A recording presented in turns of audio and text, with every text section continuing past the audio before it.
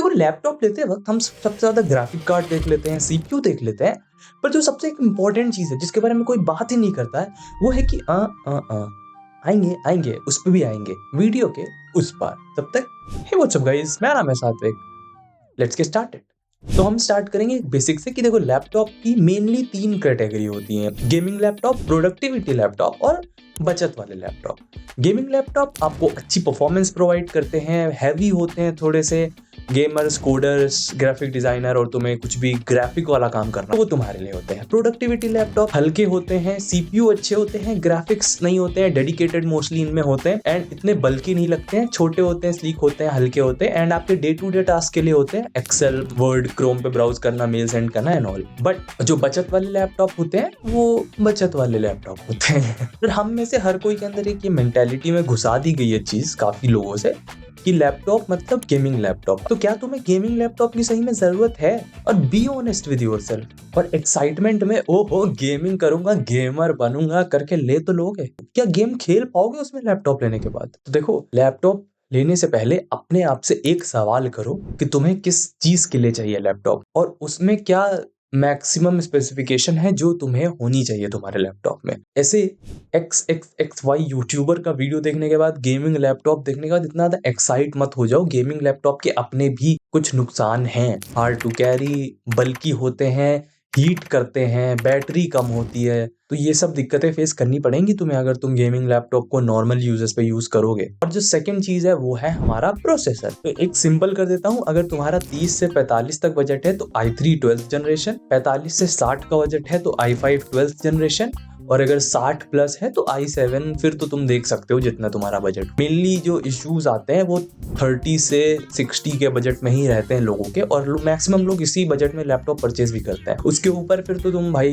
कोई भी लैपटॉप ले लो, सारे ही अच्छे आ रहे हैं, भरी हुई है स्पेसिफिकेशन। और AMD वाले अगर तुम हो तो AMD का भी सिमिलर है, Ryzen 3, Ryzen 5, Ryzen 7 रेस्पेक्टिवली। तो सेकंड चीज जो आपको प्रोसेसर्स पे ध्यान देनी है वो है कोर्स। जितने ज्यादा एक प्रोसेसर के अंदर कोर्स होंगे उतना ज्यादा आपको मल्टीटास्किंग में हेल्प होगी।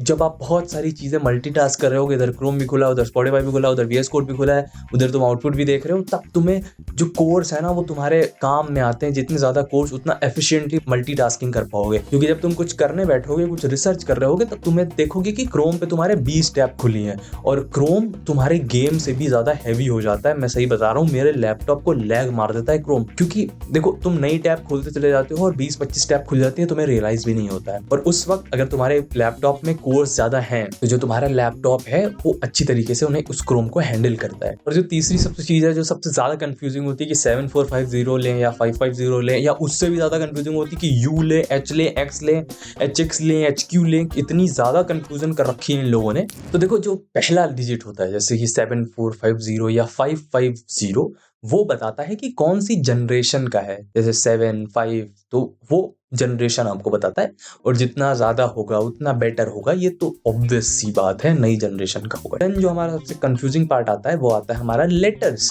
UP, X, HX, H। देखो सिंपल सी बात बताता हूँ, P मतलब पावर एफिशिएंट, मतलब तुम्हें परफॉर्मेंस कम मिलेगी और पावर एफिशिएंट ज्यादा होंगे। ये यूजुअली बजट लैपटॉप में आते हैं जो 30-35 के अराउंड आते हैं। U मतलब balance, battery normal, performance normal, equally.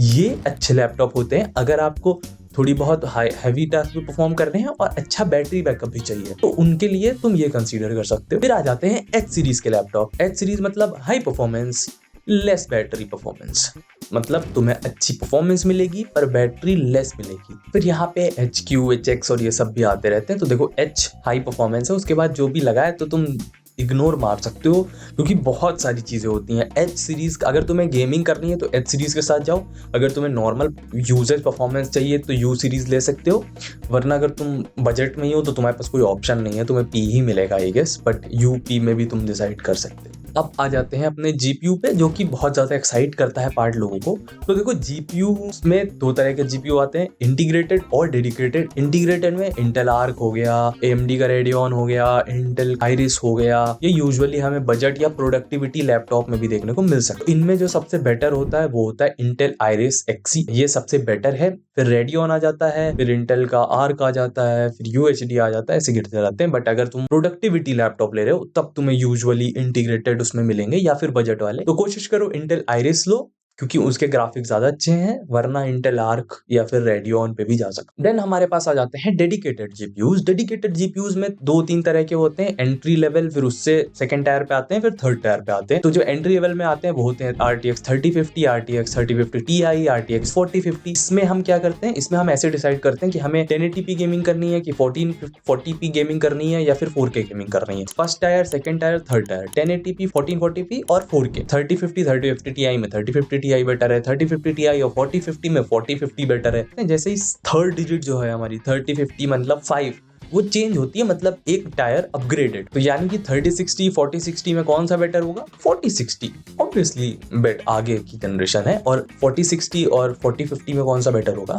4060। ये हमें थोड़ी हाईयर रेंज में मिलेंगे। तो जो एंट्री लेवल लैपटॉप हैं जो डेडिकेटेड जीपीयूज के साथ आते हैं, तुम्हें उनमें टायर 1 मिलता है, और जो 60 या 65 तक आते हैं उसमें हमें 3060 4060 मिल सकता है। उसके बाद 3070 4070 आ जाते हैं जो कि सबसे बेटर होते हैं। तो आपके बजट में जो भी लैंड कर रहा है टायर 1, टायर 2, टायर 3 का, वो आप देख सकते हो। वो उसी हिसाब से आपको 1080p 1440p और 4K गेमिंग करा देगा। पर हाँ, सबसे इंपॉर्टेंट चीज जो हमें जीपीयू में देखनी होती है वो होती है कि कितने TDP का है वो, मतलब कितनी वॉटेज है उसकी। तो मेक श्योर करो वो 70 से ऊपर होनी चाहिए। जितनी ज्यादा होगी उतना ज्यादा वो पावर जनरेट कर पाएगा, उतनी ज्यादा वो FPS वगैरह वो ज्यादा दिला पाएगा, उतनी बेटर आपकी गेमिंग परफॉर्मेंस होगी जितना उसका TDP ज्यादा होगा। और सिर्फ हमारा बहुत तगड़ा जीपीयू मत देखो, भले तुम्हें एडिटिंग करनी है, ग्राफिक डिजाइनिंग करनी है, जीपीयू और सीपीयू का जो कॉम्बिनेशन होता है जिस लैपटॉप में वो अच्छा होता है, वो लैपटॉप बेटर होते हैं। देखो तुम वीडियो एडिटिंग करते हो तो जीपीयू तुम्हारा यूज होता है रेंडरिंग के वक्त, बट जब तुम टाइमलाइन पे एडिट कर रहे होते हो तो उस वक्त तुम्हारा प्रोसेसर अच्छा होना चाहिए, समझ रहे हो? प्रोसेसिंग पावर अच्छी होनी चाहिए, उतनी अच्छी तुम्हारी टाइमलाइन मैनेज हो पाएगी। तो एडिटिंग में या किसी भी चीज में प्रोसेसर और ग्राफिक कार्ड होते हैं, वो साथ में यूज होते हैं। और नेक्स्ट जो सबसे इंपॉर्टेंट चीज है जो मैंने स्टार्ट में बोली थी, वो है यहाँ पे आ जाता है हमारा फैन। ठीक है, यानी कि कूलिंग लैपटॉप की कैसी है। देखो तुम जितनी स्पेसिफिकेशन डाल दो लैपटॉप में, अगर तुम्हारी कूलिंग अच्छी नहीं है तो तुम्हारा जो लैपटॉप है वो 3-4 महीने में दिक्कत करने लगेगा, अंदर के कंपोनेंट्स बहुत हीट करेंगे, उससे वो प्रॉब्लम क्रिएट करने लगेंगे और तुम्हें लैग फेस होने लगेगा। तो मेक श्योर करो जो कूलिंग है वो बहुत अच्छी हो। अगर कोई एक्सटर्नल टेक किसी लैपटॉप ने लगा रखा है कूलिंग के लिए, वो लिख रहे हैं ये टेक्नोलॉजी वो टेक्नोलॉजी, एक बार कंसीडर करो उसको और इसको देखो क्या वो सही में वर्किंग कर रहा है या रिव्यू वगैरह में या नहीं।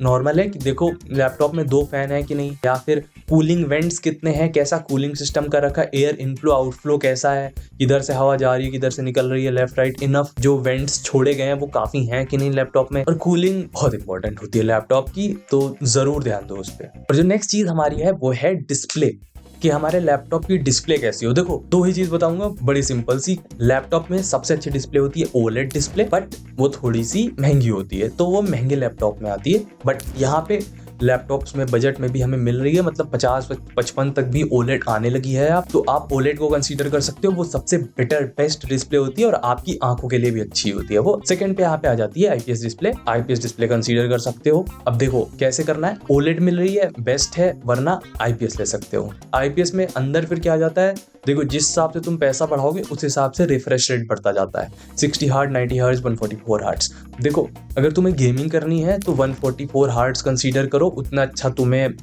मिलेगी परफॉर्मेंस डिस्प्ले से। बट अगर तुम्हें नहीं करनी है तो 60 हर्ट्ज भी अच्छी चलती है, ऐसा तुम मिस आउट नहीं करोगे। बट अगर 60 या 90 या 144 हर्ट्ज में तुम्हारे बजट में आ रही है तो तुम कंसीडर कर सकते हो, उतना तुम्हें अच्छा जो नॉर्मल यूजर है उसमें भी क्रोम वगैरह में स्क्रॉल वगैरह जब करोगे तब तुम्हें पता चलेगा रिफ्रेश रेट का फर्क, उतना स्मूथ स्क्रॉलिंग और उतने स्मूथ एनिमेशंस वगैरह देखने को मिलेंगे। TFT डिस्प्ले अवॉइड करनी है, वरना तुम्हारी आंखें अवॉइड हो जाएंगी। और जो सबसे इंपॉर्टेंट चीज डिस्प्ले मैटर करती है कि इज इट ब्राइट इनफ, कम से कम 300 निट्स तक की ब्राइटनेस हो। और उसकी जो अगला स्टेप है वो है हमारे पास रैम और स्टोरेज। मेक श्योर करो DDR4 रैम हो, क्योंकि अब बजट में भी आती है DDR4, और अगर DDR5 मिल रही है तो वो बेस्ट। बट DDR3 पे मत जाना क्योंकि बहुत पुरानी हो गई है। DDR3 के बाद DDR4 आई और DDR5 भी अब नए लैपटॉप्स में आने लगी है। तो अगर तुम्हें DDR5 मिल पा रही है तो वेरी गुड, वरना DDR4 इज गुड। और स्टोरेज में मेक श्योर करो SSD लगी हो और NVMe SSD हो, ठीक है। भले तुम 512 GB SSD तुम्हारे बजट में ना आ रही हो, 256 या 128 आ रही हो, ले लो।